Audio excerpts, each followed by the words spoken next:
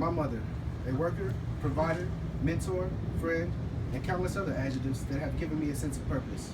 My mother, Jermanee Bostic, has been all of these and more on multiple occasions, has been my sole supporter in the many different phases of my life.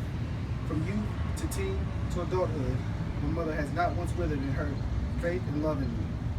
When I was young, you sent me to live with my grandfather because my father was not around, and even though you would try your best, there were just some things that I could only learn from a man. In my later years, you would tell me that even though you knew I was in good hands, this is a very hard decision for you to make. You wanted me to learn how to do things such as work the land, change oil in the car, and be a man that was self-sustaining. And you figured, who better to teach me than the man that taught you? This was the first of many hard but invaluable decisions that you would make to build me into the man that I am today.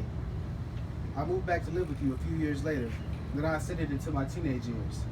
For a while, I spiraled into a phase of deceit, rebellion, and untrustworthiness, but you never gave up on me. I remember one night when I was 16, I got arrested and sent to a juvenile detention center.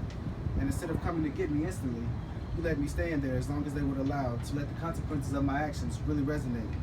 I can honestly say that this was probably one action that contributed significantly to my rehabilitation of those years. In my adult years, I joined the military and was deployed to Afghanistan. This was a time in my life that I knew that if I called you, you were someone that would pick up. I can recollect on a time when you told me that you had gotten in trouble for talking on the phone and that you told your supervisor that you didn't care, that your son was in Afghanistan and he needed you. Once again, always putting me before anything else. These words that I've just spoken are just brief examples of the many times that you have been there to coach, teach, and mentor me. And can't begin to articulate our relationship, but I just wanted you to know that I know the influence that you've had on my life and continue to have on my life.